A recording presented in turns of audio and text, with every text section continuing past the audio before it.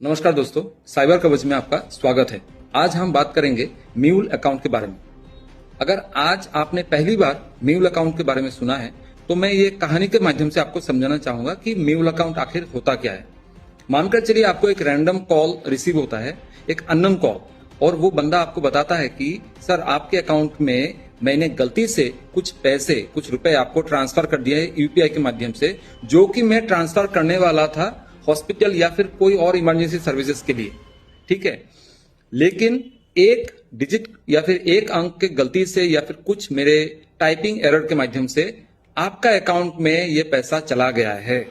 तो आप कृपया कर ये पैसा जो है मुझे वापस लौटा दीजिए सर, क्योंकि मेरे पिताजी जो हैं वो अभी हॉस्पिटल में पड़े हुए हैं, उनको ट्रीटमेंट के लिए ये 10,000 रुपए बहुत ही जरूरी है। आप नॉर्मल मानसिकता में हम लोग क्या करते हैं कि अगर साइबर क्रिमिनल्स का ये ट्रैप में हम फंस जाते हैं तो हम क्या करेंगे, ठीक है भैया आप बताइए कहाँ भेजना है, या फिर उसी में भेज देते हैं क्या, जिससे आया है पैसा उसी में रिटर्न करते हैं। तो वो बंदा आपको बताएगा कि नहीं उसमें मत कीजिए, मैं आपको एक यूपीआई नंबर दे रहा हूँ या फिर स्कैनर दे रहा हूँ उस स्टोर का, मेडिकल स्टोर का या फिर हॉस्पिटल का, आप उस पर पेमेंट कर दीजिए। वो आपको एक यूपीआई स्कैनर देगा या फिर यूपीआई आईडी देगा, आप उस पर पेमेंट कर देते हैं।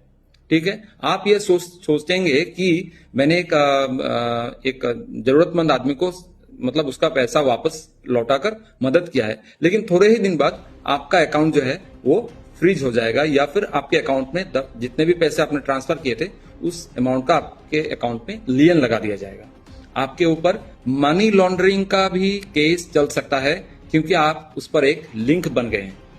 जानिए कैसे। जो बंदा ने आपको फोन किया था वो बंदा एक साइबर क्रिमिनल है। ठीक है, उसने किसी और के साथ साइबर ठगी करते हुए उस पैसे को रीडायरेक्ट करके यानी कि ट्रांसफर करके आपके अकाउंट में डाल दिया। ठीक है, और उसी पैसे को वापस आपके मदद से उसने दूसरे किसी अकाउंट में ट्रांसफर करवा दिए, वहां पर एटीएम या फिर एनकैश करने के लिए। ठीक है, विड्रॉल करने के लिए। तो इसमें होता यह है कि साइबर क्रिमिनल्स का जो झांसा दिया है उसने आपको, या फिर आपके अकाउंट को जो इस्तेमाल किया है, वही आपका अकाउंट अभी बन चुका है मनी म्यूल, यानी कि म्यूल अकाउंट, जिसके अकाउंट होल्डर को यह पता ही नहीं चल पाया कि साइबर क्रिमिनल्स ने उसके अकाउंट को इस्तेमाल किया है कोई साइबर क्राइम को अंजाम देने के लिए। ठीक है, और इसका कॉन्सिक्वेंसेस ऐसे होंगे कि मनी लॉन्ड्रिंग के लिंकेज में भी आपका अकाउंट नंबर आ जाएगा और आपके ऊपर कानूनी कार्रवाई कर दिया जाएगा। अभी बात करते हैं कि ऐसे स्कैम से बचने के लिए आप क्या कर सकते हैं। देखिए, पहला तो यह है कि आप अपने अकाउंट में पैसा रिसीव अगर आपको हो जाता है तो आपको यह समझना पड़ेगा कि आप उसको किसी भी हालत पे खर्च नहीं कर सकते, किसी को ट्रांसफर नहीं कर सकते हैं आप। ठीक है, आपको तुरंत क्या करना है, आपको तुरंत जाना है बैंक में। अच्छा, अगर आपने खर्च कर दिए तो आपके ऊपर क्या कार्रवाई किया जाएगा। अगर आपने खर्च कर दिया या फिर मान के चलिए कि आपने किसी को ट्रांसफर कर दिया, ठीक है, तो इस पे ये मान लिया जाएगा कि आप उन साइबर क्रिमिनल्स के साथ मिले हुए हो और आपके ऊपर लीगल एक्शन लिया जाएगा। ठीक है, अगर आपने पैसा खर्च नहीं किया है, उसको किसी को ट्रांसफर नहीं किया है, तो आपको तुरंत जाना है बैंक में और जाके ये पता लगाना है, ट्रेस लगाना है कि किस अकाउंट से आपको ये पैसे आपको मिले हैं, और बैंक में ये रिटर्न पिटीशन डालकर ये बोलना है कि आप बैंक के अधिकारी को कि सर इस अमाउंट को जहां से ये पैसा आया था वहीं पर वापस कर दीजिए, क्योंकि मुझे इसके बारे में कोई भी नॉलेज नहीं है, किसने मुझे ये पैसा, किस लिए मुझे ये पैसा भेजा है। ठीक है, ये काम हो जाने के बाद आप नजदीकी थाने में जाना चाहिए आपको, और नजदीकी थाने में जाकर आप एक रिटर्न पिटीशन वहां पे भी डालिए कि मैंने ऐसा पैसा एक रिसीव किया था और बैंक में जाकर मैंने ये पैसा जो है वापस उसी अकाउंट में पिटीशन के माध्यम से उसको वापस रिफंड मतलब ट्रांसफर भी करवा दिया है उसके ओरिजिनल अकाउंट में जहां से ये पैसा आया था। और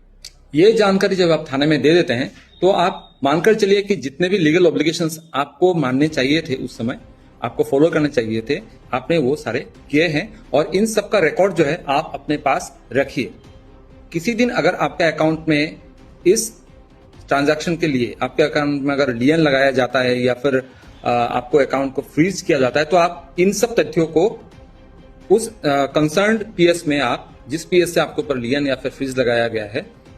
आप उसको ये सारे जो आपके डॉक्यूमेंट्स हैं, आपने थाने में रिपोर्ट किया, थाने के में रिपोर्ट करने का आपका जो एविडेंसेस हैं, आपने जो पिटिशन डाले थे, बैंक में जो आपने पिटिशन डाले थे, आपके अकाउंट का जो ट्रांजैक्शन स्टेटमेंट है, आप उसको भेज सकते हैं। और आप मनी लॉन्ड्रिंग का जो ये जो लिंकेज में आपका जो अकाउंट यूज होने वाला था या फिर हुआ है, उस पर आप अपने आप को बचा सकते हैं।